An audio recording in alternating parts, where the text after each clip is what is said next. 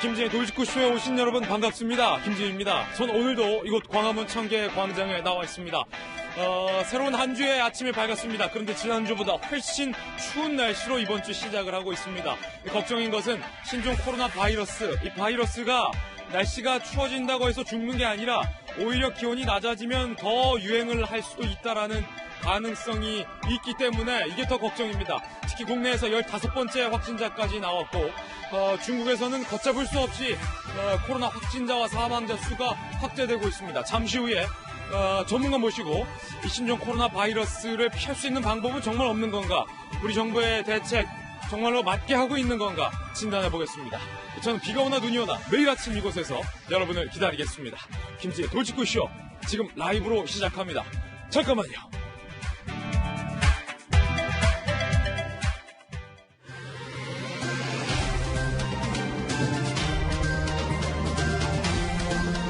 신문 읽어주는 남자입니다. 일명 우한 폐렴 신종 코로나 바이러스의 공포가 점차 확산되고 있습니다.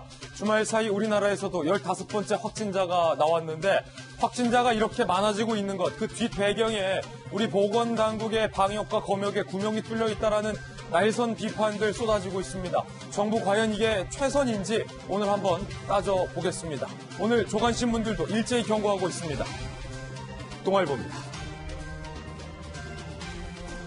정부가 뒤늦게 후베이성에 머문 외국인들에 대해서 한국 입국 전면 금지 조치를 꺼내 들었습니다만 전문가들은 늦기도 너무 늦었다. 그리고 이미 신종 코로나 바이러스, 즉 우한 폐렴이 후베이성 바깥으로 많이 확산이 됐다라고 경고하고 있습니다. 정부가 신종 코로나, 우한 폐렴 막으려 내일부터 조치를 시행했는데 중국인들의 제주 무비자 방문도 금지키로 했습니다. 지난해 중국인들 입국 경로를 보면요. 부산항, 인천항, 평택항, 군산항, 여수항, 울산항, 감천항, 제주항, 광양항. 이건 어떡할 건가? 항구는 어떡할 건가? 전문가들은 경고하고 있습니다. 문제는 이 후베이성 바깥으로 이미 우한폐렴이 번졌다는 겁니다. 다음 신문, 조선일보에 나와 있습니다. 후베이 바깥에서도 5,400명이 감염됐다. 전문가들은 이렇게 경고합니다. 후베이만 봉쇄할 게 아니라 중국 전 지역을 다 막아야 된다. 이 지도, 이 아래에 있는 지도 좀 한번 보실까요? 후베이가 우한폐렴의 근원지이긴 합니다만 후낭성, 저장성 등등, 허난성 등등으로도 이미 확산자가 많이 전파되어 있는 상황. 과연 후베이만 막는다고 이거 다 막을 수 있는 걸까? 혹시 정부가 중국을 향해서 우리가 후베이 입국 조치했다. 일종의 생색내기 조치를 발표하는 것 아니냐라는 비판의 목소리 나오고 있습니다. 이미 우한 지역 같은 경우는 이미 봉쇄가 다 돼 있어서 우한에 들렸던 외국인이 우리나라에 올 확률은 거의 없다라는 비판의 목소리도 나오고 있습니다. 잠시 후에 이야기 나눠보겠습니다. 다음 신문입니다. 이번엔 한국일보. 925만 명 밀집 원저우 신거점 되나 감염 공포에 브레이크가 없다. 한국일보가 이렇게 제목 달았습니다. 후베이성의 우한뿐만 아니라 저장성 682km가 떨어진 저장성의 원저우 인구 925만 명인데 여기에 감염 확진자가 많이 나오고 있다는 겁니다. 중국 내 누적 확진자 14,000명 넘어섰습니다. 우한 인근으로도 퍼져나갔다. 과연 여기서 다시 한번 궁금한 건 우리 정부의 입국 금지 조치 후베이성에 국한해서 되느냐라는 겁니다.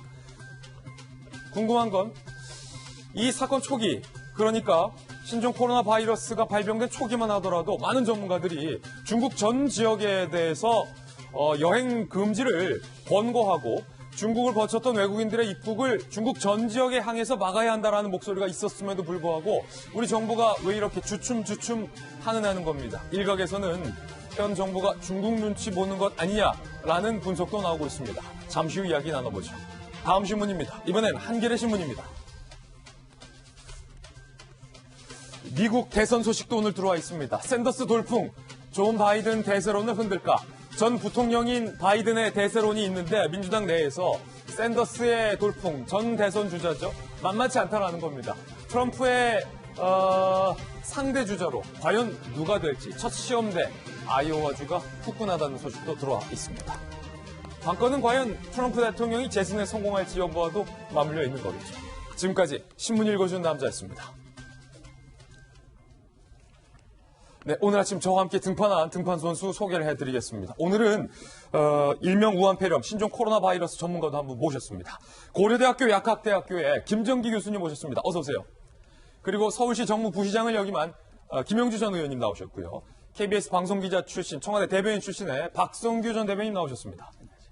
그리고 전직 앵커 출신 한양대학교 장희영 교수님과 또 공감과 논쟁의 장성철 소장님 나오셨습니다. 어서 오세요. 오늘의 키워드도 3가지 준비했습니다. 하나씩 살펴보시죠. 첫 번째 키워드 뒷북. 정말 이게 최선이냐? 왜 자꾸 뒷북 치냐? 전문가들은 갸우뚱하고 있습니다. 우리 정부의 일명 우한폐렴 대책을 두고서 나오는 반응들입니다. 두 번째 키워드는 슈퍼. 신종 코로나 바이러스의 근원지는 우한인데 우한 말고 다른 곳에 경고등이 지금 켜지고 있습니다. 그곳 어딜까요? 잠시 후 살펴봅니다. 세 번째 키워드는 또 편지. 김겸 전 대변인이 여기저기 편지 씁니다. 지난번 조국 전 장관에게 편지 썼는데 이번에는 김 전 대변인이 이해찬 대표에게도 편지 썼다고 합니다. 왜 편지 자꾸 쓰는 걸까? 잠시 후에 살펴보겠습니다. 김재도 돌직구쇼 오늘의 탑뉴스로 시작합니다.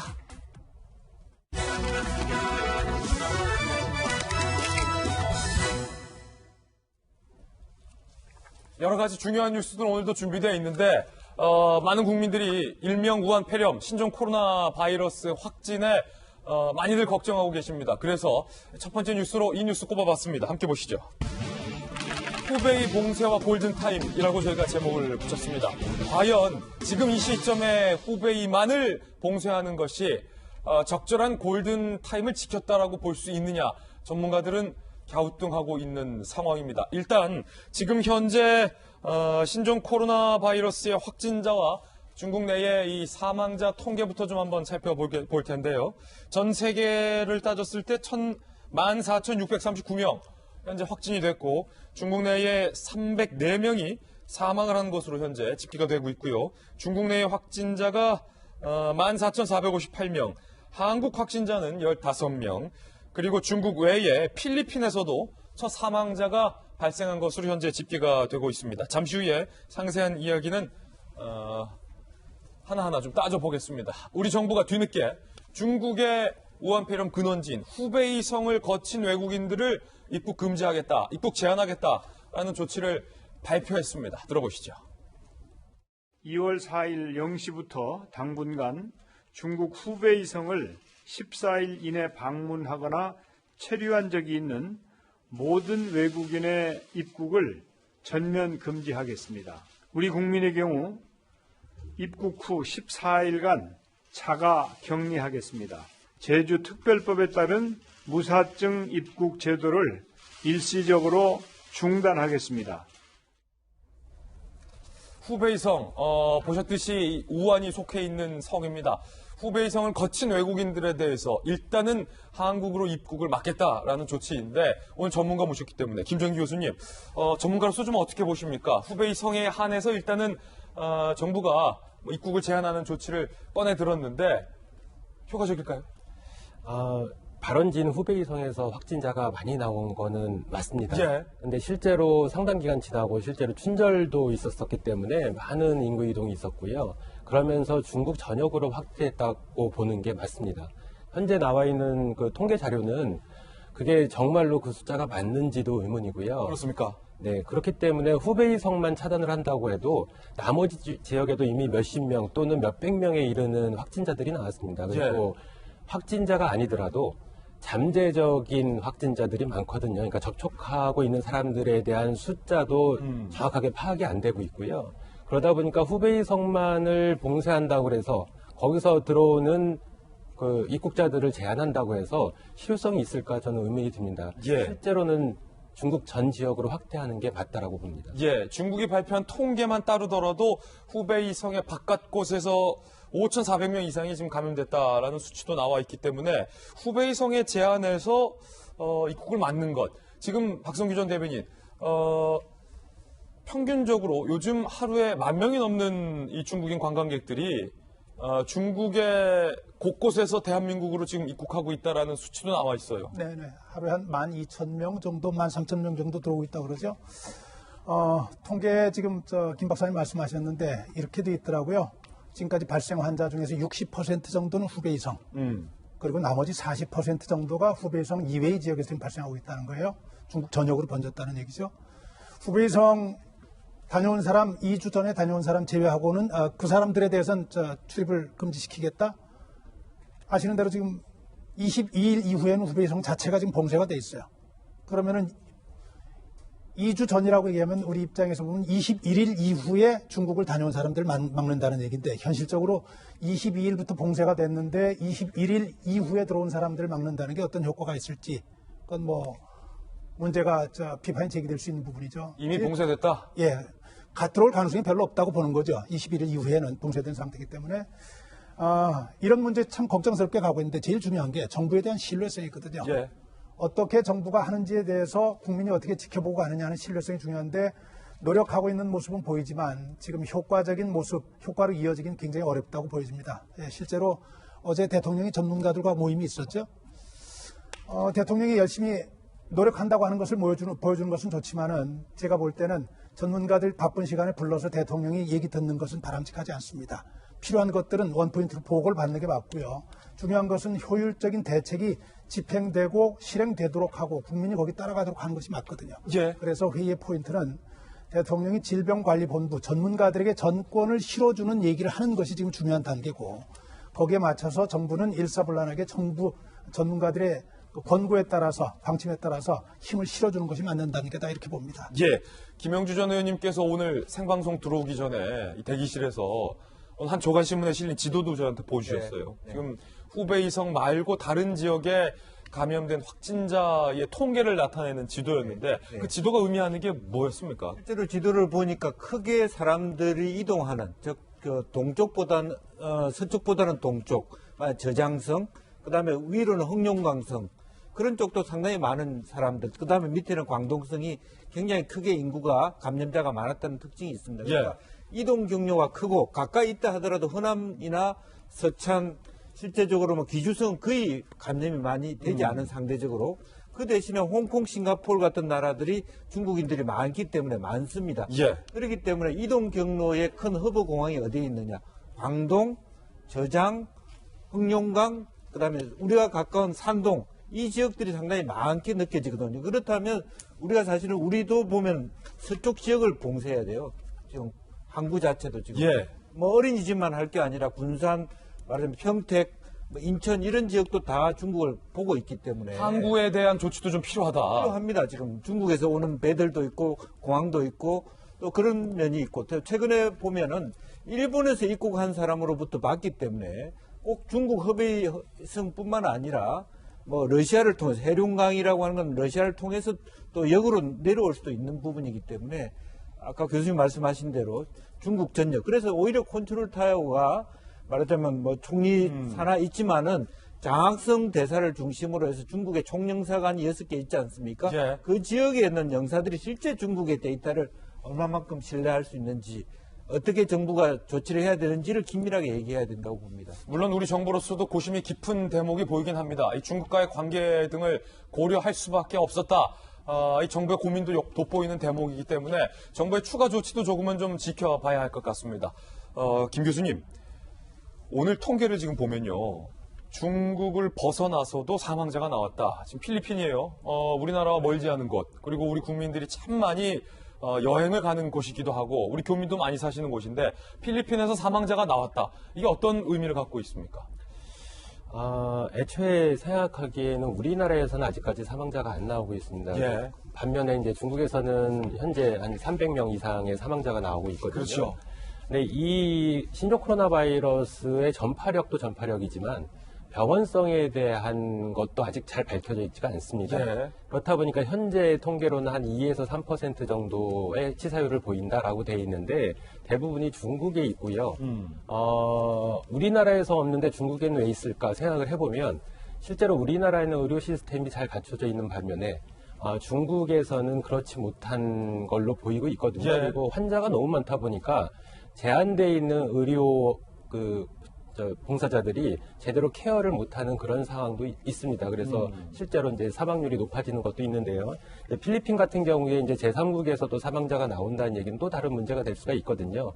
그래서 앞으로 우리나라에서도 사망자가 나올 수 있을 가능성, 개연성에 대해서 좀 깊이 고민을 해보고 대처를 해야 될 필요가 있다고 봅니다. 예, 물론 우리나라에서 사망자가 단 한 사람이라도 안 나오게 하는 것이 모두의 바람이겠지만 혹시 모를 그 가능성에 대해서도 우리 정부로서는 준비를 해야 한다라는 어떤 전문가적인 말씀이었습니다. 중국 정부에 대한 이른바 불신감도 좀 높아지고 있다. 한조간신문이 이렇게 지적하고 있습니다. 감염 은폐의 정보 통제, 커지는 중국 책임론. 지난해 12월 초부터 우한에서 의문의 폐렴 환자가 발생해 왔다는 거죠. 12월 중순 의료진도 감염이 됐는데 중국 정부가 한 달간 의료진이 감염됐다라는 사실을 숨기고 있었다라는 거예요. 한 달간 의료진의 감염 사실을 공개하지 않았다. 1월 중순 태국에서 첫 확진자가 발생했는데 중국 정부가 우한 이외의 지역에 확진자가 발생했다는 사실도 공개하지 않았다는 겁니다. 불리한 정보 통제에 불신감은 높아지고 있습니다. 우한공안 지난 3일 신종 전염병 발생 관련해서 글을 올린 의료진 8명을 유언비어 유포 혐의로 수사를 하는가 하면 이런 모습들을 보고 미국 클레어몬트의 교수는요. 공산당이야말로 이번 사태를 책임져야 할 당사자다라는 비판의 목소리를 내기도 한 상황입니다. 지금 이 우한 지역에서 발생한 신종 코로나 바이러스에 대한 공포감이 중국 당국에 대한 불신으로도 이어지고 있기 때문에 많은 시청자 여러분들께서도 우리 정부의 발표 그리고 저희 돌직구쇼와 같은 이 중앙 미디어의 보도에 좀 귀를 기울여 주시기를 부탁드리겠습니다. 관련된 소식 두 번째 뉴스로 이어지겠습니다. 우리나라 소식도 한번 살펴보시죠.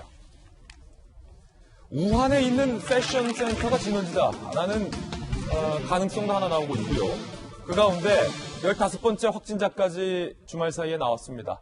12번 환자, 12번째 환자의 동선이 참 우려스럽습니다. 강릉에, 서울에, 영화관에, 면세점에 안 들린 곳이 없을 정도였습니다. 저희들이 만든 리포트 보시고 와서 이야기 나눠보겠습니다. 마스크를 쓴 보건소 직원들이 면세점 셔틀버스를 소독합니다. 12번째 확진자인 40대 중국 남성이 격리되기 전 이 면세점을 2차례 방문한 사실이 드러나 긴급 방역에 나선 겁니다. 면세점은 휴업에 들어갔습니다. 면세점 측은 임시 휴업을 알리는 표지판을 설치하고 진입로 역시 통제하고 있습니다. 방역당국은 이 확진자가 거주지인 경기 부천을 중심으로 서울과 강원도 등에서 138명을 접촉한 것으로 파악했습니다. KTX를 이용해 1박 2일 강릉 여행을 하는가 하면 군포와 인천 등을 방문한 사실도 드러났습니다. 의료기관, 음식점, KTX, 극장 등을 이용하였으며 방문한 장소 및 접촉자에 대해서는 추가 조치를 지자체가 진행 중에 있습니다. 확진자가 다녀간 KTX 역사 내 편의점과 강릉 시내 호텔은 문을 닫았습니다. 면세점과 함께 방문한 것으로 드러난 남대문 시장엔 관광객들 발길이 뚝 끊겼습니다. 무섭다라는 생각이 많이 나요. 뭔가 마스크 안 사는 편이 더 너무 많고. 이런 가운데 방역당국이 공개한 동선에 면세점이 빠져있는 등 공개 원칙에 일관성이 없다는 지적이 나옵니다. 면세점에서 확인되는 접촉자분들을 좀 분류하는 중이고요. 그래서 밀접 접촉자가 확인되는 대로 보건당국은 역학조사 과정에서 접촉자가 더 늘어날 것으로 보고 지역사회 전파 가능성에 대해서도 경계를 늦추지 않고 있습니다. 채널A 뉴스 정현우입니다. 남대문 시장과 서울 지역의 대형 면세점, 그리고 수도권의 대형 영화관, 그리고 KTX까지 이 12번째 확진자의 동선이 공개되면서 이 환자가 거쳐간 지역의 주민들은 지금 공포감에 떨고 있습니다. 어디를 갔는지 다시 한번 좀 짚어보겠습니다. 지금 지도를 보시면요, 9일간 전국 일주를 했다, 라고 좀 과장을 보태서 제목을 붙였습니다. 1월 19일 김포공항, 20일 서울 중구의 면세점과 남대문 시장.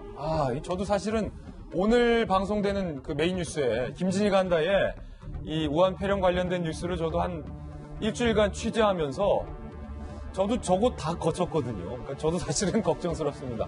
소독 철저히 하고 있지만 걱정스러워요. 면세점, 남대문 시장, 부천의 영화관, 인천 남구의 친구집, 서울역에서 강릉역까지 1박 2일 가족과 함께 KTX 타고 여행을 또 다녀왔고요. 수원에서 군포까지 친척집도 갔고 부천의 한 영화관을 또 들리고 서울 중구의 면세점과 식당에 다시 들리는 등 동선을 보였습니다. 이게 사실은 말이죠, 장영 교수님. 예. 그러다 보니까 아니 이거 영화관도 못 간다. 열차는 안심하고 탈 수 있느냐 걱정하시는 분들 당연해요. 뭐 정부는 사실은 뭐 너무 지나치게 걱정하지 말라라고 하지만 국민들 입장에서 걱정되는 건 뭐라고 하면 안 되거든요. 그럼요. 지금 걱정하지 않는 분들 오히려 걱정해야 되는 상황이 왔어요. 그럼요. 저도 어제 12번째 확진자 동선이 쭉 뉴스에 보도되면서 정말 저를 아끼시는 여러 분들에게 연락을 받았어요. 아마 오늘도 연락 올 것 같아요. 김진애 거 거기 갔다 왔다는데 옆에 앉아서 괜찮냐, 막 이런 연락처. 그러니까 이게 손잡지 마세요, 일단. 지금 제가 웃기자고 하는 말이 아니라 지금의 공포는 예전에 이렇게 농담으로 해야 될 얘기를 같이 웃지 못하고 진지하게 이렇게 들어야 되는 상황이 된 거예요. 맞아요. 예전에 마스크는 나를 위해서 썼다면 이제는 내가 혹시나 누구의 감염을 시킬 감염자일 수도 있다. 증상이 안 나타나고 있는. 그럼요. 이런 배려까지 해서 스스로 써야 될 정도로 국민들이 오히려 지금 한 단계, 두 단계, 세 단계까지 나가서 걱정도 하고 스스로 이렇게 자기를 보호하기도 하고 남을 위해 배려를 하기도 하는 이 상황인데 말씀하신 대로 극장가 그렇지 않아도 지금 텅텅 비고 있다는 소식 들리는데 이런 소식 들리면 아마 그래도 확산될 겁니다. 무엇보다도 대기업들보다 걱정되는 게 남대문 시장 이런 데서 정말 음식 파시는 분들은 지금 당장 그 하루하루 벌이가 사라지고 있는 상황이에요. 게다가 이렇게 시장 돌아다녔다 KTX라고만 나옵니다만 택시도 탔다고 하고 버스도 탔다라고 하고 문제는 이 부부 중에 한 분이 지난 20일부터 아직은 이분들이 지금 양성 반응은 안 나왔습니다만 코로나 증상의 일부인 뭐 근육통이나 이런 게 왔다는 거 아니에요. 그래서 심지어는 약도 좀 먹었다 이런 이야기가 들리고 있는데 그렇다면 이분들이 감염자일 수도 있다라는 또 이런 불안감이 더 커질 수도 있기 때문에 저는 모르겠어요. 국민들에게 불안감을 조장시키고 싶지도 않고 정치인들처럼 이걸 확산시켜서 정치적으로 이용할 생각은 전혀 없습니다만 지금으로서는 오히려 조금 과장해서 걱정을 하는 분들이 정상이다. 오히려 지금은 느긋하게 설마 내가 뭐 내 주변에 이렇게 하기보다는 철저하게 방역하시고 정부 물론 최선을 다하고 있겠습니다만 지금 신뢰가 많이 떨어진 상태거든요. 이럴 때일수록 누굴 탓하기보다는 지금 탓할 정신도 없어요. 스스로 잘 좀 자기 건강 챙기는 이런 의식도 필요해 보입니다. 그렇기 때문에 사실은 정부가 이 확진자들의 동선 정보를 투명하고 구체적으로 공개하는 것이 중요한데 지금 면세점은 또 빼놨다고 비판을 받고 있고 특히나 12번째 환자가 접촉한 밀접 접촉자 수를 적게 잡아도 138명 그리고 동선이 겹친 이분의 부인도 14번째 확진자로 판정을 받기 때문에 걱정이 높아지고 있다는 거예요. 장 소장님. 여기는 지금 12번 환자만 보도가 되지 않았습니까? 저는 10번, 11번 환자 때문에 저는 심각한 공포감과 불안감을 느끼고 있어요. 왜냐하면 10번, 11번 확진자가 저희 아파트 상가의 미용실에 와서 그렇습니까? 이발을 하고 그다음에 뭐 거기서 뭐 커피를 마시고 이렇게 갔다는 거예요. 그게 이제 발견이 됐는데 저희 아파트 주민들은 지금 어마어마한 공포감입니다. 그럴 수밖에 없죠. 거기는 폐쇄가 됐고요. 소독하고 그 앞에 있는 상가들은 지금 완전 텅텅 비었고요. 방송이 나왔어요. 저 토요일 날 집에 있는데 자 입주민 여러분들은 밖으로 다니시지 말고 집에만 계시라. 네. 그 얘기 듣는 순간 좀 어마어마한 공포감이 들더라고요. 좀 실질적으로 느꼈습니다. 근데 이 정부에서는 이런 확진을 막기 위해서는 마스크를 껴라, 손세정제를 사용해라라고 하는데 마스크를 구할 수가 없어요. 지금 온라인상에서 뭐 500원, 700원 하던 게 3,000원 하고 있고요. 제가 한번 시켜보려고 했더니 어제 시키려고 했더니 거의 목요일이나 금요일날 마스크가 온다는 거예요. 그럼 그동안 마스크를 못 끼잖아요. 그러니까 이런 불안감에 대한 해소를 정부가 해줘야 되지 않겠느냐. 좀 그걸 말씀드리고 싶어요. 맞습니다. 그 아파트가 장 소장님 그 아파트 말씀하시면 안 됩니다. 카페가 거기군요. 지금 양쪽에 다 지금 어떡해요. 시장 괜찮아요. 다녀오신 분, 아파트 남대문 사시는 시장. 분. 이런 현실적인 공포감. 그러니까요. 이런 걱정을 좀 우리 국민들이 할 수밖에 없다라는 건데 김 교수님 궁금한 게 지금 이 12번 확진자분 어떻게 국내 방역망을 벗어날 수 있었냐라는 부분이 사실은 궁금하거든요. 실제로 12번 환자 이외에는 대부분은 이제 정부의 방역망 안에서 이제 확진이 된 케이스거든요. 근데 이 12번 환자 같은 경우에는 중국인인데 일본에서 확진자와 접촉한 걸로 알려져 있고요. 접촉을 했는데 그 사실을 일본 보건당국도 알고 있고, 예. 그거를 중국인이기 때문에 중국 보건당국에 통보를 했다는 거예요. 예. 근데 실제로 이 일본인은 중국으로 간 게 아니라 우리나라로 입국을 하면서 예. 확진 판정을 받고 그리고 많은 사람들과 접촉을 했다 이렇게 밝혀지고 있거든요. 우리나라만 모르고 있었군요. 네네. 그래서 더 무서운 게 이 12번 환자 같은 경우에는 우리 보건당국의 방역망 밖에서 확진이 된 케이스거든요. 예. 그래서 이 사람이 어떤 동선으로 많이 다녔는지 이게 관건이고 12일간 사실은 무방비 상태로 돌아다녔다, 활보를 했다. 네, 그렇습니다. 그 과정에서 얼마나 많은 사람들을 접촉했을까라는 게 굉장히 무서운 거거든요. 예. 그래서 이런 부분은 철저히 통제를 하고 관리를 해야 된다라고 생각을 하고 있습니다. 예, 특히 이분 같은 경우가 면세점, 영화관, KTX, 정말로 남대문 시장 광범위한 곳인데 이분이 거기서 접촉했던 사람들을 우리 당국이 다 확인할 수는 있습니까?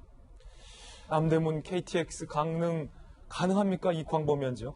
지금은 이 중국인 분이 뭐 신용카드를 썼는지 어떤 결제 수단을 썼는지가 밝혀져 있지가 않거든요. 그러니까 실제로 우리가 추적 조사를 할 때는 CCTV나 아니면 교통수단이라든가 신용카드 정보라든가 이런 걸 바탕으로 해서 추적 조사를 하게 되는데 내국인이 아니고 중국인이다 보니까 이런 부분에 또 한계가 있을 수 있고요. 그래서 이런 부분은 굉장히 조심해야지. 그러니까 우리나라 보건당국의 방역망을 벗어나기 시작하면 그다음부터 걷잡을 수 없는 상황이 발생할 수가 있습니다. 예, 지금 이 12번 환자 같은 경우가 그 방역망 밖에서 확진이 된 사례이기 때문에 상당히 좀 주의를 하면서 저희도 좀 지켜볼 필요가 있을 것 같은데 한 가지 더 걱정스러운 건 우리 정부와 보건당국이 무증상일 때 감염이 될 수 있느냐. 저희 돌직구쇼에서도 해외 사례를 근거로 무증상에도 감염이 될 우려가 있기 때문에 보건당국이 특별히 준비를 해야 한다라고 여러 차례 우려의 목소리를 낸 바 있는데 지금까지 보건당국은 근거가 없다라고 애써 부인해 왔습니다. 뒤늦게 박능우 보건복지부 장관이 무증상에서도 감염될 수 있다라고 입장을 바꿨습니다. 무증상, 경증 환자에서 감염증이 전파되는 경우도 나타나고 있어 신종 코로나 바이러스가 무증상 상태에서도 전파가 된다는 걸 공식적으로 여기서 인정을 하신 건지 재확인 부탁드립니다. 무증상이지만 감염이 돼 있고 또 바이러스가 발현되고 있는 상태인데 증세를 안 보이는 것이죠. 이제 와서 보건당국이 말을 뒤바꾼 겁니다. 정부가 이제 와서 말을 바꾼 겁니다. 참 이게 사실은 더 걱정스러운 대목이에요. 저희 돌직구쇼에서도 방송 보신 분들 다 기억하실 거예요. 제가 신문 읽어주는 남자 때 목요일이었나요? 보건당국은 무증상 감염 근거 없다라는 기사를 소개하면서 보건당국이 이런 식으로 너무 단정적으로 발언해서 안 된다라고도 비판을 한 바 있는데 지난달 31일 논란 중인 사안이다 라고까지 보건당국은 부인을 했었습니다. 그런데 어제 박능우 장관이 무증상 전파 가능성 크다라고 180도 말을 바꾼 겁니다. 이미 무증상 감염은 근거 없다라고 지난달 20일 때 얘기할 때 그때 독일과 일본 해외에서 무증상 중에도 감염이 된 사례, 중국 내에서도 좀 4차 감염까지 보고가 된 상황이었어요. WHO에. 우리 당국이 너무 라이브하게 판단을 했다라는 생각이 좀 들고요. 그때 뭘까요? 우한에서 입국한 내국인 1,085명 중 50여 명이 지금 연락이 안 되고 있다. 이 말은 우리 당국이 50여 명에 대해서 추적을 못하고 있다는 얘기입니다. 외국인 398명, 서울 체류 205명 중 65명의 외국인들의 소식에 대해서 감감무중, 오리무중 전혀 파악하지 못하고 있는 상황이기 때문에 우리 국민들의 불안감은 높아질 수밖에 없는데 김영주 의원님, 이게요. 물론 정부가 신중한 건 중요하겠죠. 정부는 가장 최후 보루 아닙니까? 우리 국민들이 믿을 수 있는. 그런데 이미 무증상 감염에 대해서 중국과 타 지역에서 사례가 나왔고 WHO조차도 인정을 했는데 도대체 뭘 근거로 우리 보건당국은 지금까지 계속해서 근거 없다고 하다가 이제 와서 말 바꾼 겁니까? 그렇습니다. 대통령께서도 이미 좀 과하다 싶을 정도로 하라는 뜻은 실제로 저런 어떤 외국의 말하자면 데이터를 정확하게 빨리빨리 흡수해서 거기에 보다 단호한 대처를 해야 된다는 것이고, 아까 앵커께서도 말씀하셨습니다만은 지난주 우리가 목요일로 기억합니다만 예. 허베이성을 다녀온 허남성의 안양시에 있는 친구가 4차 감염까지 됐다는 보고가 있었고, 중국의 관영 CCTV조차도 그것을 확인한 적이 있지 않습니까? 그렇다면 그 정도 된다면 상당히 우리는 굉장히 그에 준하는 정도의 대책을 바로바로 냈어야 돼요. 지금도 허베이성 우한만 가지고 된다라고 하는 건 안 된다 하면 오늘 바로 다시 한 번 더 전역을 한다든지, 지금 제주도를 통해서 엄청나게 많은 사람이 들어왔다면 제주도민이 그냥 우리 서울을 방문해도 감염될 수 있다는 가능성이 있는 겁니다. 완전히 다 뚫려 있다고 해도 과언이 아닌 거예요. 그런 부분에 대해서 늦었지만 더 최선을 다해서, 외국 같은 경우는 아예 자국민만 비행기가 도착해도 내리고 나머지 외국인은 그냥 비행기 채로 돌려보내는 경우도 허다하게 생기고 있거든요. 그런 부분에 대해서 조금 더 강경한 조처가 필요하다, 그렇게 생각이 듭니다. 예. 예, 지금 무증상 전파 가능성에 대해서 이제 사실은 없다에 대한 가능성이 있다까지 지금 왔잖아요. 외국에서 이제 사례도 나오고, 이런 경우에 이제 정책을 집행하거나 그 권위 있는 기관에서 가져야 되는 기본 자세가 있어요. 뭐냐면은 큰일이 벌어지면은 문제를 최대한 불리하게 생각을 하라는 얘기가 있어요. 이 문제가 더 커질 가능성에 대한, 이른바 최악의 가능성에 대한 대비죠. 그런 부분에 있어가지고 너무 좀 마음을 좀 놓았던 것 아닌가 싶고, 사실은 제가 계속 강조합니다만 전문가의 중요성을, 무증상 전파 가능성이 크다 작다 얘기는 장관이 할 얘기가 아니고요. 질병관리본부장이 나와서 해야 하는 얘기예요. 전문가들이. 제가 지금 뭐 정부에서 열심히 노력하는 것 같기는 하지만 지금 국민에게 신뢰를 주기는 부족하다고 하는 이야기가, 정부가 지금 보니까 청와대 위기상황실 있죠. 국무총리실에서 대책본부 있죠. 거기다 보건복지부 있죠. 질병관리본부 있죠. 지금 현재 4개, 크게 4개로 나눠져 있어요. 거기다가 지방자치단체는 또 자치단체장들이 책임있게 관할하게 돼 있어요. 네. 이른바 컨트롤 타워가 전문가 중심으로, 이른바 효과 중심으로 가는 것이 아니라 각각 기관에서 보여주기 형식으로 좀 진행되는 것 아닌가 싶은 이 부분이 하나 있다는 것 꼭 좀 지적을 하고 싶어서 이 부분 바로 잡혀야 될 것 같고요. 하나만 좀 당부하고 싶은 게 있습니다. 제 입장에서 걱정스럽습니다. 그리고 국민 입장에서 걱정 안 할 수 없죠. 그런데 정부에만 맡겨놓고 있기에는, 질병관리대책본부에만 맡겨놓고 있기에는 우리 자신이 지금 너무 위험해졌어요. 아까 1085명 중에서 50여 명이 연락 두절해요.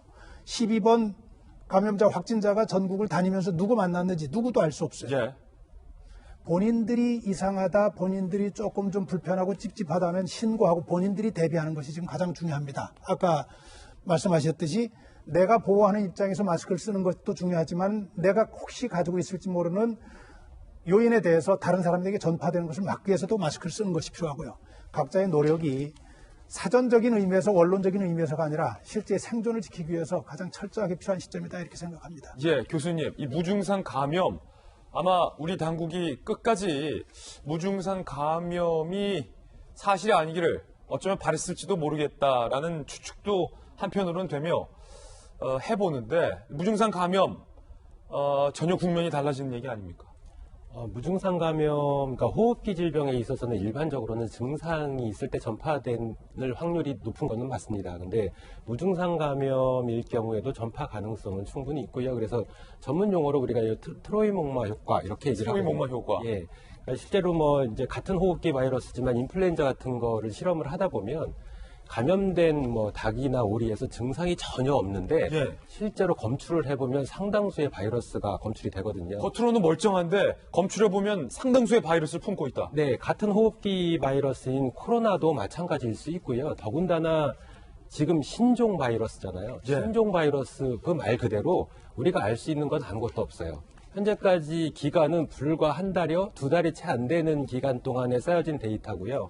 그 사이에 과학적인 어떤 증거는 하나도 없고 임상적인 결과만 가지고 있거든요. 그 임상적인 결과에서 무증상 전파의 가능성이 있다라고 발표를 했으면, 일단 아까 말씀하신 것처럼 모든 개연성이 있을 경우에는 그 개연성을 염두에 두고 대책을 마련하는 게 방역의 기본입니다. 예. 전파를 초기에 막아야만 이 확산이 없어지지, 무증상 전파가 실제로 우리나라에서 발생을 하면서 지역사회, 본격적인 지역사회 감염을 일으키기 시작하면 걷잡을 수 없는 상황이 올 수도 있습니다. 예, 증상을 보이지 않는 그러나 바이러스를 갖고 있는 사람에게도 전파가 될 수 있다. 보건당국이 입장을 바꿨습니다. 이 부분도 각별히 좀 오늘 좀 주의 깊게 봐야 할 대목 같고요. 우한에 있는 패션 센터가 한국인 발병의 근원지다라는 이야기도 나오고 있습니다. 우한 패션 센터가 있나 봐요. 한국인 발병 진원지. 국내 확진자 중 4명, 우한 국제 패션 센터 한국관, 더 플레이스에 근무 혹은 방문한 이력이 있다. 4명의 공통점. 국내 확진자 15명 중 4명의 연결고리는 우한에 있는 국제 패션 센터 한국관 더 플레이스라는 장소의 공통점이 나왔다. 15명 중 4명이니까 상당히 많은 수입니다. 이곳이 어떤 곳이냐? 중국반 동대문 쇼핑센터다. 더 플레이스에 한국 브랜드가 밀집해 있고 집단 발병 화난 시장에서 6km 불과 거리밖에 떨어져 있지 않았다. 한국인 발병 슈퍼 전파지의 의혹마저 제기되고 있는 상황인데요. 7번, 8번 환자가 4층 매장을 운영하고 있고 한국행 비행기에서 농승한 바 있습니다. 3번, 15번 환자도 같은 층 매장을 운영하고 15번은 귀국, 기내 감염 가능성까지 나오고 있고요. 근무, 방문자 50여 명으로 추정되고 있습니다. 해당 장소에 연계된 한국인 감염자가 추가로 나올 가능성까지 제기되고 있는데 김정희 교수님, 그나마 어떤 장소가 특정된다는 건 우리가 아직 막을 수 있는 여지가 있다라는 의미이기도 합니까? 네, 맞습니다. 그 지역, 특히나 발병이 심각하게 일어났던 지역을 방문했던 사람들에 대해서는 철저한 관리를 하고 지금 어제 대담에 따르면 밀접 접촉자하고 그 일상 접촉자를 같은 주 내에서 자가격리하겠다라고 발표를 하지 않았습니까? 그래서 실제로 저 패션센터를 방문했거나 아니면 근무를 한 사람이 입국을 했을 때는 증상의 유무를 떠나서 반드시 밀접 접촉자 수준으로 해서 자가격리 조치를 취하는 게 바람직하다고 봅니다. 예. 자, 우한 폐렴 일명 신종 코로나 바이러스 소식들 접해드렸는데 저희 생방송 진행 중에 언제든지 신종 코로나 바이러스 관련된 뉴스 속보, 추가 확진자나 또 다른 뉴스 속보가 나오면 가장 발빠르고 정확하게 저희가 뉴스 속보로 항상 전해드리도록 하겠습니다. 김정인 교수님은 저희가 당분간 이 신종 코로나 바이러스에 대한 우려가 높으니만큼 계속해서 종종 모시고 또 전문가적 의견 들어보겠습니다. 오늘 나와주셔서 감사합니다. 네, 이번엔 저희가 준비한 세 번째 뉴스를 소개합니다. 바로 이겁니다. 논두렁 시계를 조 전 장관의 부인 정경심 교수가 소환을 했습니다. 논두렁 시계, 그걸 이분이 왜 소환했을까요? 정경심 교수의 일단 수상한 문자 요청, 최강욱 공직기관 비서관이 수락을 했다라는 부분인데 검찰이 공개한 부분이에요. 최강욱, 조국 아들 허위 인턴서 발급 의혹에 조국 아들 실제로 인턴했다. 검찰의 수사가 허접하다라고 반발하고 있습니다. 그래서 검찰이 증거를 공개했어요. 그 증거는 무엇이냐? 정경심 교수가 최강욱 공직기관 비서관에게, 그 당시는 변호사였죠, 아들의 입시용 증명서를 부탁하는 문자 메시지를 디지털 포렌식 방법을 통해서 복원을 해서 공개를 한 겁니다. 이와 같습니다. 문자 속에서 정경심 교수가 최강욱 공직기관 비서관, 당시엔 그냥 변호사, 이렇게 문자 보냅니다. 내가 그 내용은 만들어서 보내줄 테니까 최 변호사가 날인만 해 라고 부탁을 합니다. 문서는 내가 다 쓸 테니까 자기는 사인만 해, 뭐 이런 거죠. 검찰은 최강욱 당시 변호사, 현재 청와대 공직기관 비서관이 정경심 씨의 부탁을 꺼리거나 거절하는 기색이 없었고 증명서가 허위다라는 사실, 그리고 불법이라는 사실을 인지했다는 증거가 바로 이거다라고 검찰은 주장을 하고 있습니다. 일단 이 부분, 논두렁식에 가기 전에 이 부분까지 장성철 소장님, 지금 이 문자 메시지요, 공개됐어요. 검찰이 그 유명한 포렌식으로 복원을 해서 공개를 했어요. 정경심 교수가 이렇게 문자를 하는 거예요. 내가 내용은 다 만들 테니까 자기는 사인만 해. 이 문자 메시지 대화, 장성철 소장님은 어떻게 보세요?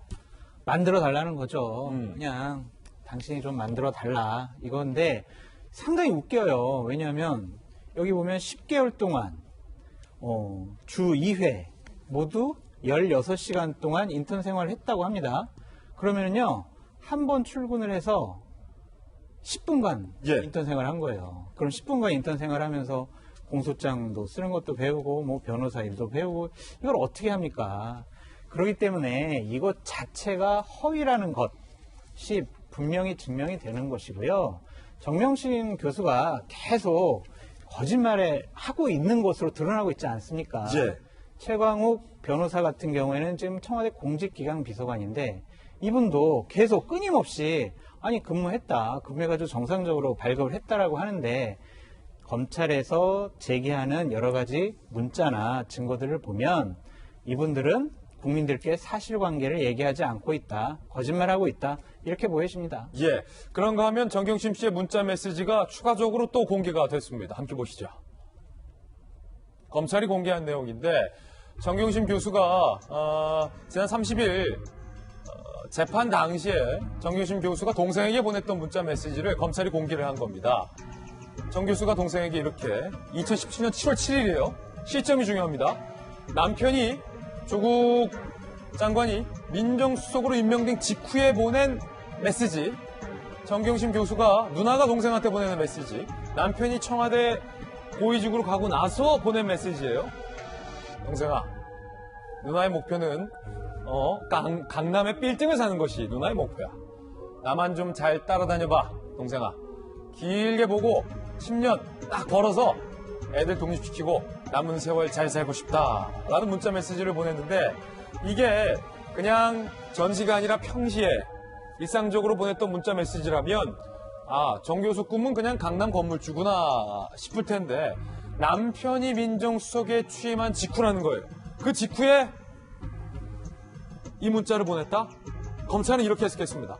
남편 민정수석 취임 후 고수익 확보 위해서 금융범죄를 저질렀다는 근거다라고 주장했습니다. 왜냐하면 여러분도 다 아시겠지만 남편이 고위공직자로 가고 나서 정경심 교수가 이른바 사모펀드 주식 투자를 통해서 상당수 금전적 이득을 봤다. 검찰은 이렇게 보고 있기 때문에 저 때부터 정 교수의 빅플랜이 시작된 것 아니냐.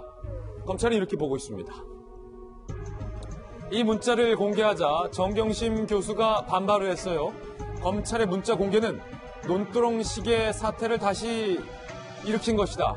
망신 주기에만 여념없다. 정경심은 이미 건물주다.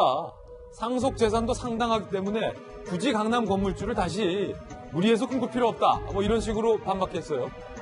하지만 검찰은 범죄 입증을 위한 증거 제시는 당연하다라고 맞받아치고 있는 상황입니다. 김정인 교수님 가시고 변호문 변호사님 오늘 나오셨는데 이 문자 메시지가 검찰이 주장하는 대로 근거가 될 수 있습니까?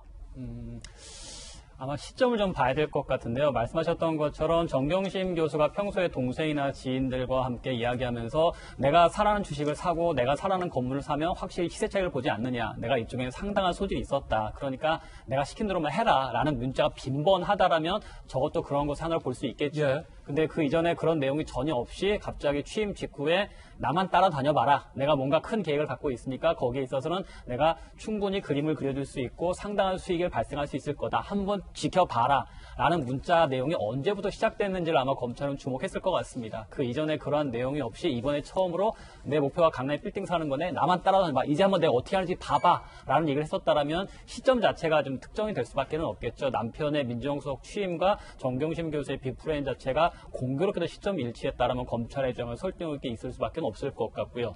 두 번째로 이제 이것이 이제 정경심 변호사 측에서는 망신주기 아니냐, 논두렁식의 재현이다. 근데 사실 노무현 전 대통령의 논두렁식이 같은 경우에는 그 피의 사실 공표의 문제가 좀 있었습니다. 언론을 통해서 국정원에서 정보를 흘려서 공개적으로 노무현 전 대통령을 망신주는 사태였었지만 이번에는 재판은 공개가 되는 것이고 거기서 검찰이 제시한 증거를 언론에서 그대로 받아 쓴 거거든요. 예. 그러니까 사실 검찰에서 의도적으로 망신주기라든가 피의 사실 공표 관점에서 슬쩍 흘린 것이 아니라 공판 누구나 참여할 수 있는 재판 과정에서 법원에서 증거를 제시하십시오. 이런 증거가 있습니다. 이런 게 있군요. 기자들을 그렇죠. 보고 썼던 거기 때문에 이거를 망신주기만 연연없다고 보기에는 조금 곤란하지 않을까 싶네요. 그 변호문 변호사님 말씀 듣다 보니까 확실히 노무현 전 대통령 당시의 논두렁식의 사건과 지금 검찰이 포렌식으로 복원을 해서 확보를 해서 재판 과정에서 정당하고 공개적으로 공개한 증거는 전혀 차원이 다른 이야기를 정 교수가 하고 있다는 건데 한편으로는 박성규 전 대변인, 정경심 교수 혹은 조국 교수의 생각이 인식이 나는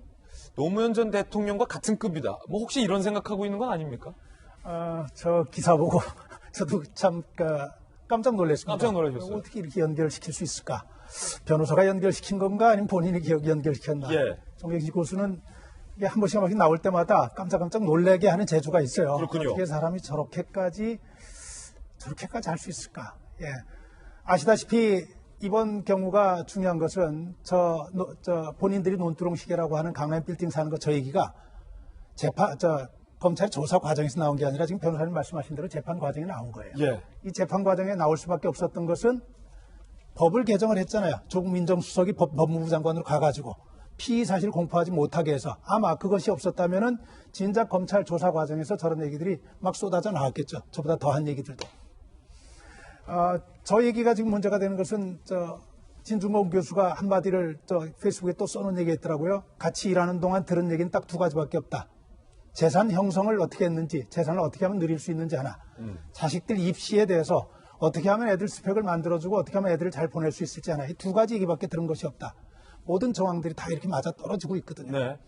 제가 요 앞에 나와 있는 최강욱 공직기강 비서관 얘기까지 잠깐 좀 드리자면 예.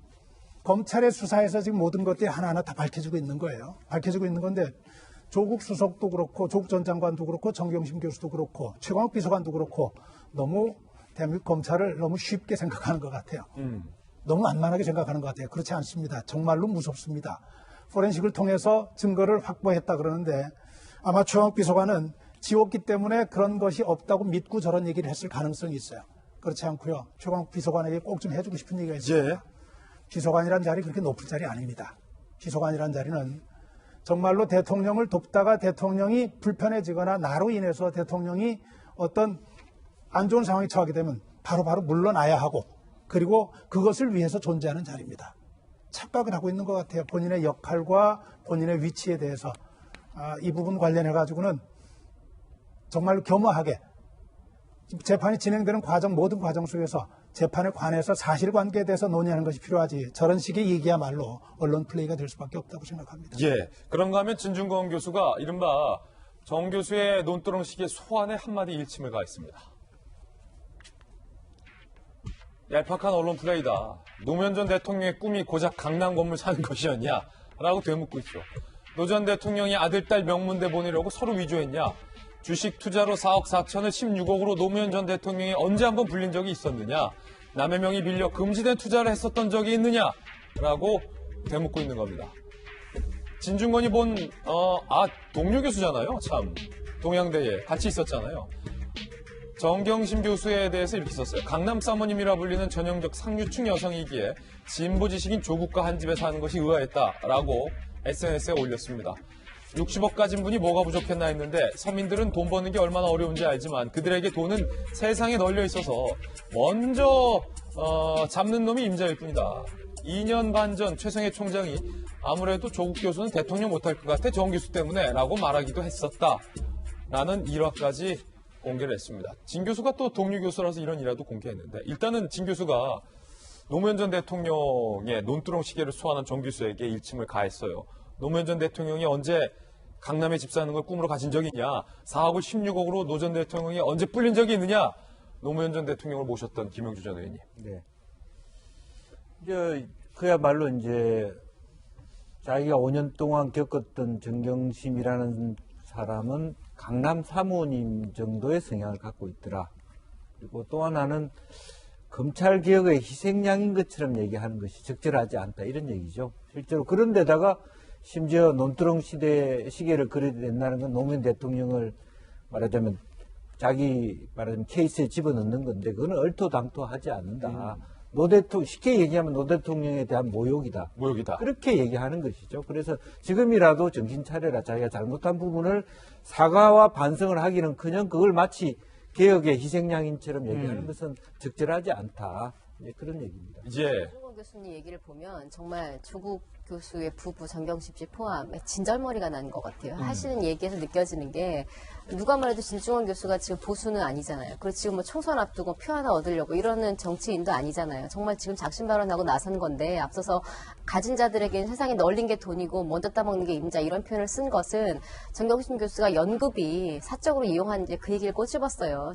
나라에서 연구하라고 준 돈 가지고 말하자면 공적인 돈이죠. 공적인 돈을 가지고 160만 원은 딸한테 주고 나머지 160만 원은 조교 월급 주는 척하고 다시 자기 통장으로 되돌려받고 이런 식의 편법 다 쓰면서 나라 돈 이렇게 쉽게 가질 수 있겠구나. 그래서 현재 60억 재산 갖고 있는 사람이 강남 빌딩 사는 걸 목표로 또 이렇게 이런저런 일들을 하고 있는 것. 그 캐스트 에서는 직접 학교에서 밝혔잖아요. 실제로 그 딸이 이렇게 저렇게 안 했는데 허위로 이런 식으로 그러니까 이미 공적인 거에서 정경심 교수가 이렇게 허위나 이런 뭐 왜곡이나 이런 것들을 하는 게 이미 밝혀진 상황에서 재판까지 안 가더라도 지금 진중권 교수가 하고 있는 얘기들은 가까운 사람이 본 시각이기 때문에 게다가 지금 뭘 얻고자 하는 시각이 아니기 때문에 더 진정성이 있게 들리는 것 같아요. 제가 지금 대통령 못할 것 같아 등등이 아니라 전 논두렁 시계도 좀 화가 나는 게 앞서 노 전 대통령 모셨던 분으로서의 입장도 있으시겠지만 너무 활용하잖아요. 노 전 대통령을 그리워하는 사람들의 그 순수성을 지금 이용하고 있는 거거든요. 누가 봐도 지금 어디 감히 노무현 전 대통령과 지금 정경심 씨의 이게 비슷합니까? 근데 논두렁식에 불쑥 꺼내면서 그 당시에 그 아픔을 갖고 있는 사람들의 감정을 확 건드려가지고 지금 일종의 여론몰이를 하고 있는 거잖아요. 전 이게 사실 더 죄질이 안 좋다고 생각을 해요. 법적으로 증명을 허위를 작성을 했고 재산 증식을 불법으로 했고 물론 이거는 법적으로 다툴 이야기지만 법적인 걸 다 떠나서 이렇게 순수하게 누군가를 지지하고 그리워하는 사람들의 마음을 이렇게 활용하는 것, 이용하는 것이 저는 오히려 죄질이 훨씬 더 안 좋다고 생각을 하고 일부 노 전 대통령을 지지했거나 그리워하는 사람은 오히려 화가 날 수도 있는 거거든요. 진짜 아끼는 사람은 돌아가신 고인 되시면 이렇게 소환해가지고 자기 얘기를 이용하지 않아요. 이 자체도 사실은 두 가지, 세 가지 방향으로 봤을 때도 정경심 교수 눈두렁 시계 발언뿐만 아니라 등등등 좀 많이 이렇게 부족하다는 생각이 듭니다. 예, 조국 전 장관과 정경심 교수의 문자 메시지 내용 살펴드렸습니다. 이번엔 총선 소식 짚어보겠습니다. 다음 이슈입니다. 이렇게 제목을 붙여봤습니다. 포기를 모르는 한때 청와대에 한때라는 단어를 붙인 데는 다 이유가 있습니다. 오늘도 총선 알림 뉴스 상황판 준비했습니다. 오로지 저희 돌직구쇼에서만 만날 수 있습니다. 함께 보시죠. 뒤에 있어요. 올려드릴게요. D-72일 앞으로 다가온 총선 첫 번째 알림입니다. 김기현 전 대변인이 조 전 장관에게 편지 쓰더니 이번엔 이해찬 대표에게 편지 썼습니다. 편지의 내용은 내가 80만 원 더 냈다 라는 내용이었습니다. 함께 보시죠. 버티는 김의겸의 공천읍소. 제목 기가 막히네요. 공천읍소다. 이해찬 대표님께 공개편지 썼어요. 민주당이 예비 후보를 안 받아준다. 45일째 군산 바닥에서 표류 중이다. 약속대로 집 팔았고 차액 3억 7천만 원을 어느 재단에 기부했다. 매매 차익 8억 8천에 세금과 이자 중개 수수료 빼고 3억 7천만 원 기부했는데 이는 차익보다 내가 80만 원 더 낸 거다. 라고 강조를 했습니다. 근데 80만 원이나 더 내지 않았냐. 그저 예비 후보로만 뛸 수 있게 해달라. 청와대에서도 물러나고 당에서도 버림받는 것이니 한 사건으로 2번 교수형 당하는 꼴이다. 가혹하다. 라고 편지를 쓰고 있는 대목입니다. 장 소장님. 네. 더 냈다라고 하니까 할 말은 없는데 80만 원 더 냈다고 이렇게 생색내기 있기 없기. 없어야죠. 그 청와대 대변인까지 하지 않았습니까? 또한 본인이 부동산 투기 때문에 청와대 대변인으로부터 물러났고 이런 분이 저렇게 국회의원 배지에 연연해가지고 지금껏 자기가 살아왔던 삶을 완전히 부정하는 거예요. 지금 여론조사를 해보면 본인이 높게 나오니까 저 좀 제발 자격심사에서 풀어줘서 제발 예비 후보 등록을 해서 당내 경선에 좀 나가게 해주세요라고 이제 읍소한 건데 상한 음식을 과연 손님들한테 내놓을 수 있습니까? 상한 음식 먹으면 손님은 그 음식 먹고 병에 걸립니다. 물론 자유민주주의 사회에서 본인의 출마 여부는 본인이 선택할 문제지만 공당이라면 부동산 투기 때문에 청와대 대변인도 물러났고 그리고 국민적인 분노를 사고 있는 분을 공천하는 순간 총선에 상당한 여러 가지 문제점, 공격받을 비판이 많고요. 저분 공천하면 한국당 좋아요. 부동산 투기를 옹호하는 민주당, 자, 우리 이번 총선 때 심판합시다. 이런 프레임에 가둘 수 있습니다. 한국당 입장에서는 제발 김우겸 공천해라. 그렇게 기호 소원할 것 같습니다. 예. 장 소장님의 이제 발언 중에 또 상한 음식이라는 부분은 또 받아들이는 분에 따라서 오해할 수가 있기 때문에 그 부분은 좀 방송용으로는 좀 그렇지 않는가라는 개인적인 또 사적으로 한번 좀 덧붙여 보면서 죄송합니다. 아닙니다. 그런데 이 민주당에서는 좀 난감하다는 거예요. 부동산 문제는 총선 전체에 영향을 미치는 이슈다. 장성철 소장 말이 다 맞다는 거예요, 지금. 한 사람 살리자고 전체 선거를 망칠 수 없다. 근데 김우겸 전 대변인이 이렇게 버티니 난감하다. 이러면 오늘 예비후보 자격 여부에 대해서 결론을 내린다고 하는데, 김영주 의원님, 지금 민주당 몇 주째 난감합니까? 결론을 빨리 내리든가요? 그러니까 사실은 몇 주 연기를 하는 것은 좀 스스로 물러날 수 있는 기회를 준 거거든요. 그런 시그널을 받아들여야 됩니다. 그런데 이제 지금 현재 오히려 호남이 과거와는 달리 민주당으로 좀 쏠림 현상이 있다 보니까 본인도 아마 김관영 의원하고 여론조사를 돌려봤을 거예요. 가능성이 없었으면 흔쾌히 드롭을 했을 텐데 매우 높게 가능성이 이기니까 욕심이 더 생기는 것 같아요. 네. 오늘 어떤 결과가 나올지는 모르겠습니다만은 정말 성공후사를 해야 되지 않을까. 다음 총선에 나오더라도 이번 총선에 본인 스스로가 좀 내려앉음으로써 한번 이렇게 본인이 손해본다는 인식 정도를 하고 사퇴하는 것이 전체 이번 매우 어려운 민주당 선거를 그나마도 본인이 보태주는, 그리고 자기 아니라도 민주당 군산 후보에 당선될 가능성이 높은 사람들이 많이 있을 수 있습니다. 거기까지 하겠습니다. 예, 전직 청와대 대변인 선배시기 때문에 같은 전직 청와대 대변인에 대해서 말씀하시는 것이 상당히 조심스러우시겠지만 그럼에도 불구하고 제가 여쭤볼 수밖에 없는데, 김우겸 전 대변인이 사실상 청와대 대변인에서 물러났던 이유가 정부에서 하지 말라는 부동산 투기 부적절하게 했다라는 국민적인 의혹 때문에 물러난 거잖아요. 예, 좀 민망합니다. 바라보고 있기가. 그리고 우리가 그 얘기 많이 하잖아요. 공인의식. 공인의식이 뭘까? 개인하고 다른 공인이 가져야 되는 그 차이는 뭘까? 공인은 나보다는 공적인 것을 먼저 생각해야 한다는 의미거든요.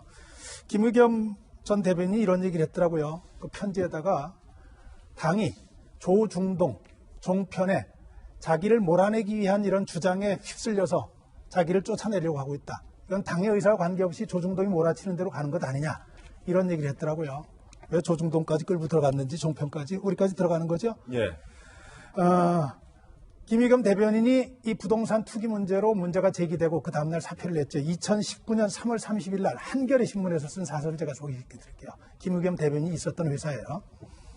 청와대와 내각은 이번 사태를 정권 내부의 안이함과 과도한 자신감을 경계하고 기강을 다잡는 전화위복의 계기로 만들어야 한다.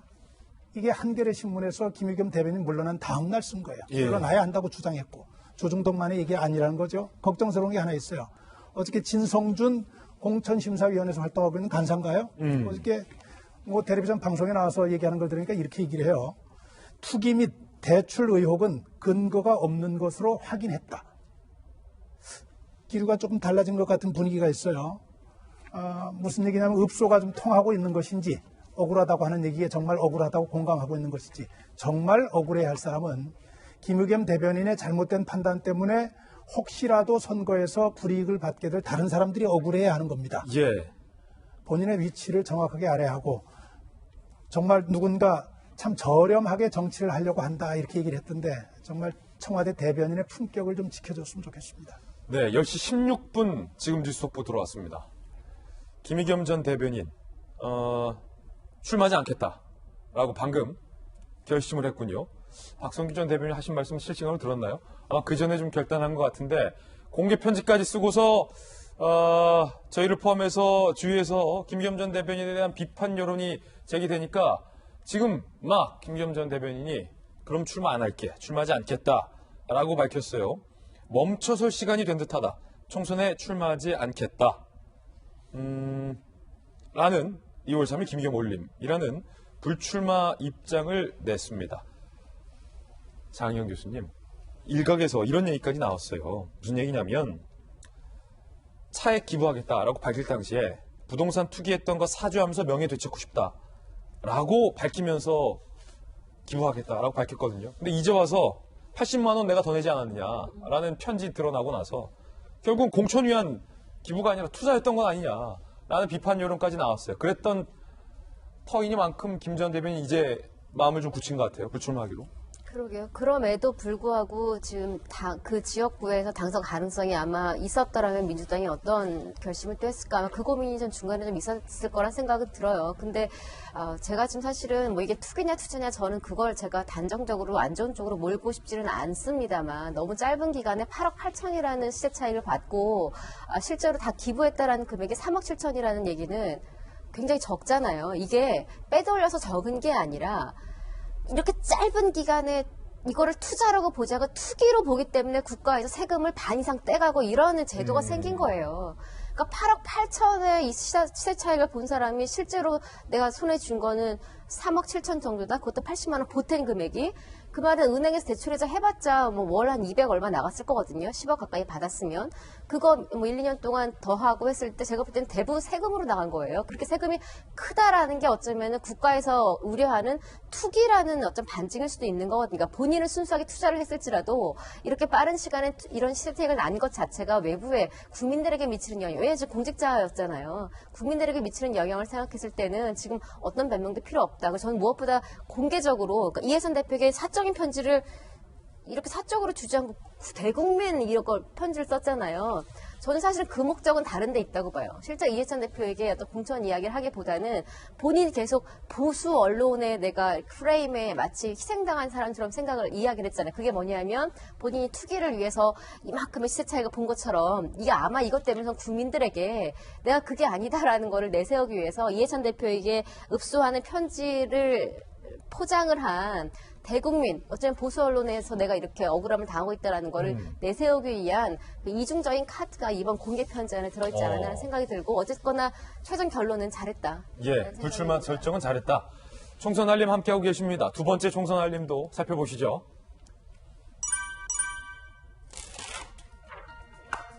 황교안 대표를 향한 미스터리 1. 도대체 종로 뺀 어느 험지를 나가는 거냐? 미스터리 2. 험지를 나간다면 종로를 왜 빼냐? 미스터리 3. 지역구에 나가시긴 할 거냐? 뭐 세 가지 의문이 제기되고 있는데요. 그중에 한두 개 정도 오늘 풀어볼까 합니다. 함께 보시죠. 한국당의 분위기는 종로 빼고 황 대표가 어디든 출마해야 되지 않냐라는 분위기인데 종로는 왜 빼느냐는 거죠. 황 대표 지난달 3일 수도권 험지 출마 선언을 했는데 한 달째 출마 지역에 대한 발표가 안 나오고 있어요.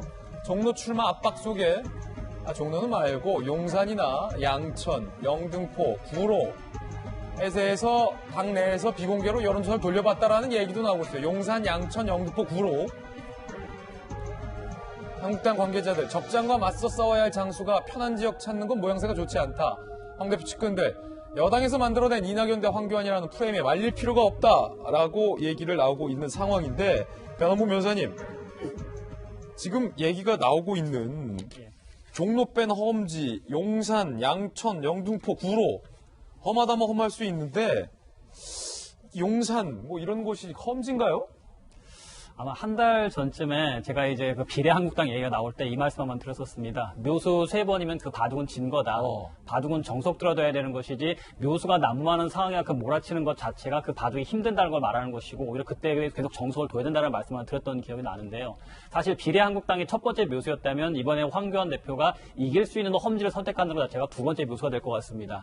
그 자체가 안 좋다라는 말이거든요. 진중권 교수가 얘기했듯이 정말 수도권 험지에 출마하겠다고 본인이 선언해서 수도권 승리를 이끌겠다라는 결심을 했다면 상징세 큰 종로에 가서 떨어지더라도 과감히 싸워야 되는 것이지 거기서 뭐 좀 될 만한 험지를 고른다 해서 여러 가지 뭐 시뮬레이션을 돌려본다. 그 자체가 하나의 묘수로밖에 안 보이고 그 자체가 잘못하면 꼼수로밖에 볼 수가 없을 것 같아요. 예. 당당하게 떨어지더라도 종로에 가셔가지고 승부를 거시든지 아니면은 본인의 당대표로서 전국 선거를 지휘하게 되기 때문에 조금 안정적으로 내 지역을 관리해야 된다. 그러면은 그냥 안정된 텃밭이나 비례 1억 상위 순번을 가시든가 그렇게 정석대로 가시는 게 맞는 것이지 그렇게 될 것 같아도 험지를 고르고 어디들과 하면은 명분과 실을 모두 취하겠다. 그런 거는 없거든요. 그러니까요. 장 수장님 잘 아시겠지만 저보다 더 보통 험지에 나가겠다라고 하면 어디든 고르지 않고 정말로 힘든 지역 나가는 게 험지지. 험지에 나가겠다 하고 뒤에서 종로 빼고 다른 지역 여론조사 돌려서 나가는 건 험지 출마의 의미가 아니잖아요, 사실은. 맞습니다. 지금 한 달째 저렇게 결정을 못하는 거 보면 내가 이번에는 꼭 배지를 달아서 원내에 진입해야 되겠다라는 목표가 강한 것 같아요. 그게 황교안 대표의 생각인지 아니면은 측근들의 생각인지 저희들은 알 수가 없지만 황교안 대표는 얘기를 했잖아요. 이번 선거는 문재인 정권을 심판하는 선거다라고 딱 프레임을 정해놨습니다. 그러면은 가장 중요한 것이 문재인 정권의 2인자가 출마하는 종로에 나가야 그 프레임에 맞는 행동이지. 양천이나 영등포 한번 나가볼까? 여기가 종로가 더 험지야. 이것은 변명에 불과합니다. 변명에 불과하다. 저는 황교안 대표와 황교안 대표의 측근들에게 말씀드리고 싶습니다. 예. 정치는요, 계산으로 하는 게 아니에요. 눈치로 정치하는 거 아닙니다. 정치는 명분을 갖고 합니다. 황교안 대표와 측근들은 황교안 대표가 정말 명분을 갖고 용기 있게 결단할 수 있도록 말씀을 드리는 게 옳다. 전 그렇게 말씀드려요. 예, 황 대표가 종로 출마에 대해서 머뭇머뭇하고 있기 때문에 한국당 내에서는 이낙연 대항마 구인난에 겪고 있다고 합니다. 대표급 거론자들도 손살이 치고 있어요. 김병준 비대위원장 같은 경우는 내가 왜?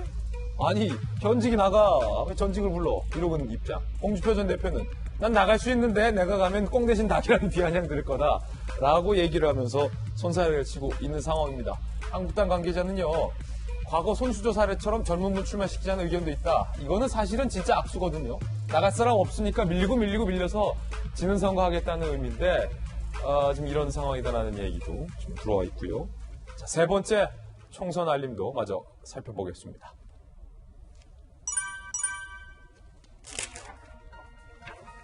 안철수 전 대표가 결국은 신당 창당 선언을 했는데 실용적 중도 길게 설명을 했는데 도대체 그게 무슨 말인지 알 수가 없다라는 얘기가 나오고 있습니다. 들어보시죠.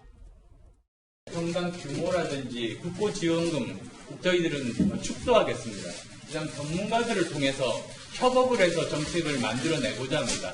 작지만 유능하게 그리고 실제로 현장에서 일을 하는 많은 분들이 직접 정책적인 아이디어들을 내고 그것을 네트워킹해서 모아서 그것을 실현해내는 쪽에 좀 더 집중하는 그런 정당을 정부 여당 폭주 저지하고 장외 집회, 장외 투쟁 참여하기보다 국회 내에서 열심히 투쟁하는 그런 정당을 만들고자 합니다. 모호하다든지 이렇게 주장하는 것은 그것이야말로 무식하거나 아니면은 기득권 정치를 보호하려고 하는 그런 궤변에 불과하다는 것. 김영주 의원님, 내가 설명하는 정당에 대해서 모호하다고 하는 사람은 무식하다. 제가 정치부 꽤 오래 출입했고 10년 기자잖아요.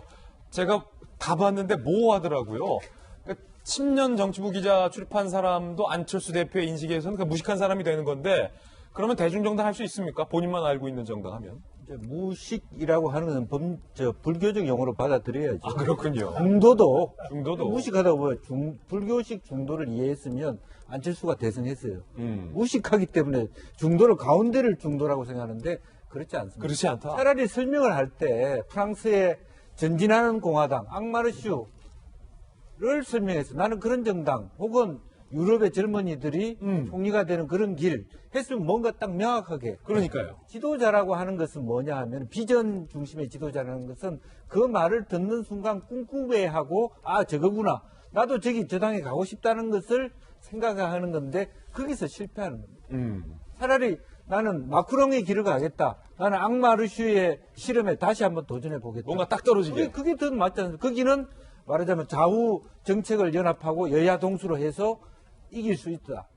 그런 설명을 할 수 있어야 된다고 봅니다. 예, 총선 알림 뉴스 3가지 전해드렸습니다. 이번엔 저희가 준비한 다음 순서입니다. 오늘 하플 시간인데요. 오늘은 과연 어떤 분들이 하플 4인방에 선정됐는지 살펴보시죠. 우한 교민 소식들 들어와 있고요. 우한 영사와 관련된 소식도 좀 저희가 준비를 해봤고요. 이 경제에 미치는 영향에 관한 뉴스도 지금 들어와 있고요. 손흥민 선수까지 나와 있습니다. 하나하나씩 전해드리죠. 현재 진천과 아산에 각각 167명, 526명이 나뉘어 2주간 격리 조치된 우한 교민들.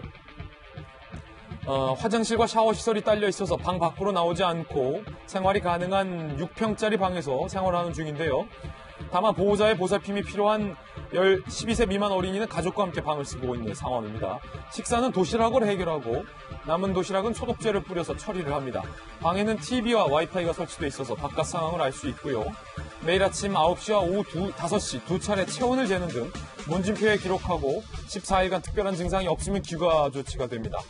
그제 아산시설에 입소한 박종천 후베이성 청소년 농구팀 감독은 고국에 돌아온 것만으로도 안심된다라고 말했는데 진천시설에 머무르고 있는 교민 정 씨도 여기 있는 사람들이 모두 주민들에게 미안해하고 있다며 최대한 민폐 끼치지 않고 건강히 지내다 돌아가겠다고 고마움을 전했습니다. 그런가 하면 이 교민 중 첫 환자가 나와서 비상입니다. 귀국 당시 특별한 증상이 없어서 아산 경찰 인재개발원에 머물던 20대 남성 A씨인데 무증상자 전원을 대상으로 한 바이러스 검사에서 지금 아산에 머물던 중에서 확진 판정을 받은 첫 사례가 된 거예요. 정부는 전세기와 버스 이동 중 추가 감염 우려에 대해 조사를 나섰는데 1, 2차 입국 교민 701명 중 증상을 보인 교민들에 대해서 진단검사를 의뢰한 상태라고 합니다. 사실은 걱정되는 게 장혜원 교수님, 증상이 없는 분들만 선별을 해서 모시고 왔다라고 하지만 결국에는 지금 아산과 진천에 격리가 됐는데 그중에 한 분이 아산 경찰 인재개발원, 그것도 20대 남성. 결국엔 확진 판정이 드러났다는 거죠. 그러니까요. 무증상자라고 해서 감염이 안 됐다라는 것은 이제는 뭐 틀린 말이라고 해도 뭐 정부의 발표와 상관없이 틀린 말이라고 하는 게 일반 국민들은 이미 그렇게 생각을 했었죠. 네. 정부에서 뭐 그런 거 아니다라고 했을 때도 오히려 같은 시간에 WHO에서는 무증상 감염자 있을 가능성이 있다라고 같이 발표를 했거든요. 그렇기 때문에 근거가 없다라는 해석을 그러니까 발생할 수 있다, 그러니까 발생할 수 없다, 이 해석의 차이가 정부와 WHO가 나뉜 건데 국민들은 먼저 그렇게 이미 생각을 하고 준비를 했어요. 무증상 감염자가 있을 수 있다. 다만 지금 안타까운 건 우리 국민 중에 한 분이 또 확진자가 나타났다라는 것, 그리고 무증상자였기 때문에 작은 희망이라도 아마 다들 갖고 계셨을 텐데 그렇지 않아도 격리되고 얼마나 불안하셨겠습니까? 그 가운데 한 분이 또 발생했다라는 것, 그리고 또 한 가지는 또 이분과 같이 접촉했던 혹은 같이 비행기를 타고 왔던 그런 분들이 또 이제 공포심에 더 이제 휘말릴 수 있다라는 것 등등 지금 많은 이제 우려가 생기는 과정인데 그럼요. 지금 할 수 있는 말은 일단 그 증상은 나타났지만 치유가 빨리 되기를 바라고 함께 계셨던 분들, 불안하시는 분들도 빨리빨리 이제 시간이 어째 14일 지나면은 이제 안전하게 귀가 조정되는 거잖아요. 빨리 좀 시간이 지나서 더 이상 증상 발생자가 없기를 바랄 뿐입니다. 저는 좀 한 가지 아쉬운 게 이게 14일이라는 기간을 정했잖아요, 장 소장님. 네. 물론 통상적으로 잠복기 14일 정도다. 그래서 14일 안에 발현이 되거나 14일까지 발현이 안 되면 감염자가 아닌 것으로 이제 잠정적으로 우리가 분류를 하는 건데 이미 중국 내에서 이른바 미스테리 환자 잠복 기간이 훨씬 지났는데 발병하는 사례가 나왔기 때문에 지금 급할 거 없잖아요. 물론 우한에서 우리나라로 모셔온 교민들, 우리 국민들은 좀 빨리 집에 돌아가서 쉬시고 싶은 마음이야 간절하고 가족들 보고 싶은 마음이야 있겠지만 저는 우리 국민들을 이해할 거라고 믿거든요. 만약에 이 바이러스가 신종이기 때문에 14일이 지나서 발병한 사례가 있는 만큼 그럴 가능성이 단 하나라도 있다면 내 가족에게 옮기고 싶은 마음은 없을 거잖아요. 딱 14일로 못 받고 귀가시키는 것이 아니라 플러스 7일 정도 좀 유동적으로 정부가 그 부분에 대해서도 좀 둬야 되지 않느냐. 그 부분이 좀 걱정돼요. 그렇죠. 그렇게 어쨌든 이런 감염병 같은 경우에 좀 여유 있게 좀 기간도 확대를 해서 좀 그런 것들에 좀 어떻게 좀 감염이 더 됐느냐 안 됐느냐를 확인해 볼 필요도 있었을 것 같아요. 근데 하지만 빨리 모셔와야 된다는 그런 것 때문에 이제 저렇게 된 건데 이분들이 되게 힘드실 것 같아요. 우리 도시락 한두 번만 먹어도 되게 질릴 텐데 14일 동안 6평짜리 있는 곳에서 도시락만 드신다? 이건 정말 감옥보다 더한 고통스러울 건데 하루속히 이분들 아무런 확진 없이 그럼요. 무사하게 거기 나오셨으면 좋겠다라는 생각입니다. 우리 정부도 14일로 딱 못 박지 말고 다만 이틀이라도 더 16일 정도라도 추후 더 조금 더 격리 보호를 하고서 귀소를 하는 편은 어떤가라는 전문가들의 의견까지 담아봤습니다. 두 번째 앞을 소식입니다. 우한 교민과 유학생 701명이 전세기를 통해 무사히 귀국을 마친 가운데 우한 총영사관의 한 영사가 SNS에 소감을 남겨 눈길을 끌고 있습니다. 교민 귀국 실무를 총괄한 정다운 영사는 마지막 전세기의 교민들이 무사히 탑승에 이륙한 후 집으로 돌아오는 차 안에서 펑펑 울었다면서 교민 대규모 철수 과정에 참여한 이들의 이름을 일일이 거론하며 감사의 인사를 전했습니다. 그래는 우한 봉쇄 이후 전세기를 띄우기까지 긴박했던 순간이 고스란히 드러나 있었는데 부인과 두 자녀만 전세기에 태워보내고 혼자 우한에 남은 그는 남은 교민들에게도 마스크 등 구호 물자를 나눠드려야 하는데 조금만 버텨달라는 당부를 하기도 했다는 소식도 대신 전했습니다. 한편 정 영사가 유일하게 아쉬움을 토로한 인물도 있는데요.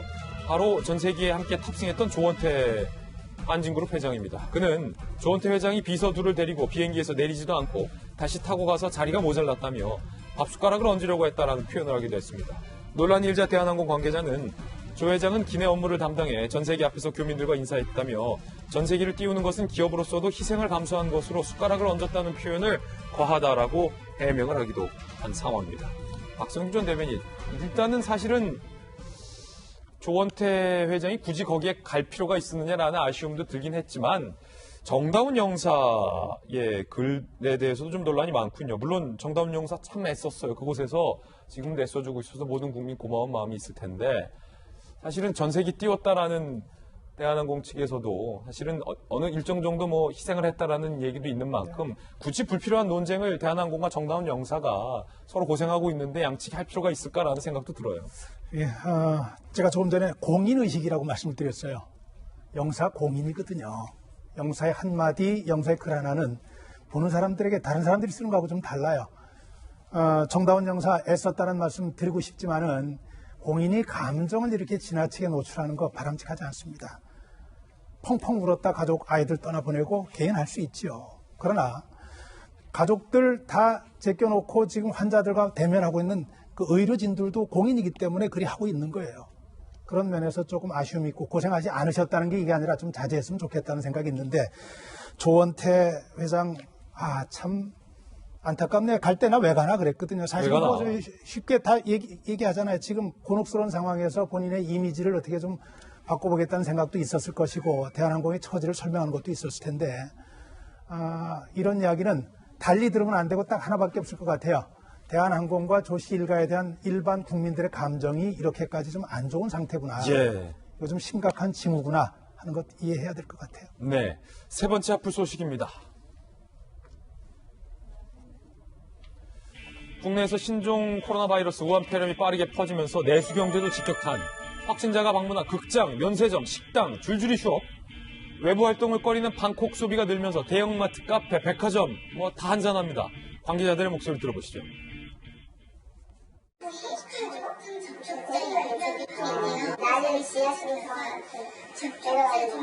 99%가 한국인 손이 한국 분들 손님이거든요. 명동에 좀 안 나오겠죠. 사람 많은 데니까. 같은 거 사람이 많잖아요. 사람 많은 곳은 힘들죠. 또한 중국 부품 공장의 가동 중단으로 기업들의 공급망에도 비상이 걸렸습니다. 특히 현대자동차의 중요 부품이 지금 조달을 못 받아서 자동차 생산에 차질을 빚을 것이라는 얘기도 나오고 있습니다. 전문가들은 신종 코로나 사태가 3, 4개월 지속될 경우 사스 당시 경제 성장률보다 더 악영향을 미칠 수 있다고 지적하고 있는 상황입니다. 김영주 의원님, 이게 사실 걱정이에요. 특히 뭐 현대자동차 같은 경우는 현대기아차가 내수에 미치는 영향이 막대한데 자동차 생산을 그 부품 하나 때문에 못한다라는 얘기도 나오고 있거든요, 오늘. 실제로 이제 자동차 사는 만큼 엄청나게 많은 협업을 해야 되는 데가 없습니다. 그러니까 몇천 회사들이 연관돼 있고 그중에 한 부품 때문에 전체 공장들이 멈춰서야 되는 게 굉장히 심각한 거죠.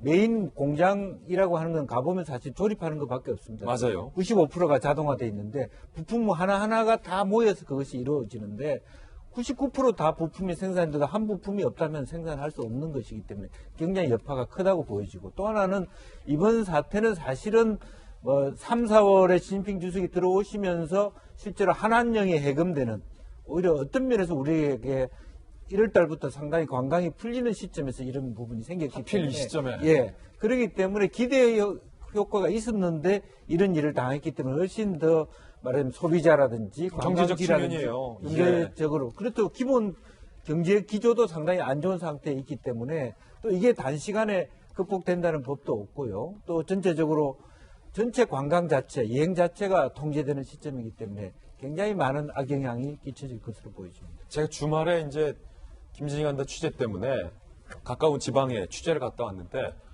꽉 막히는 주말이면 꽉 막힌 고속도로가 텅 비었어요. 그러니까 저희 취재차만 쭉 가고 있는데 겁나더라고요. 우리나라 경제는 어떡하지? 겁나더라고요. 네, 오늘 저희가 준비한 소식들 모두 전해드렸습니다. 오늘부터 시청자 여러분들에게 새롭게 선보일 코너가 있습니다. 잠시 후 저희 본방송이 끝나고 저희 지금 별도 독립한 채널A 김진애 돌직구쇼 유튜브 채널에서 저희가 바로 지금 이 클로징 인사 이후에 5분간 라이브 방송을 오늘부터 시작을 할 예정입니다. 본방송에서 못다한 이야기들 정말로 우리 시청자 여러분들과 편하게 이야기하는 순서입니다. 이름하여 2사말루. 다 끝날 때 됐다 이거죠. 2사말루. 돌직구쇼 라방 김진애 2사말루. 이제 지금부터 들어오세요. 지금 막 들어오세요.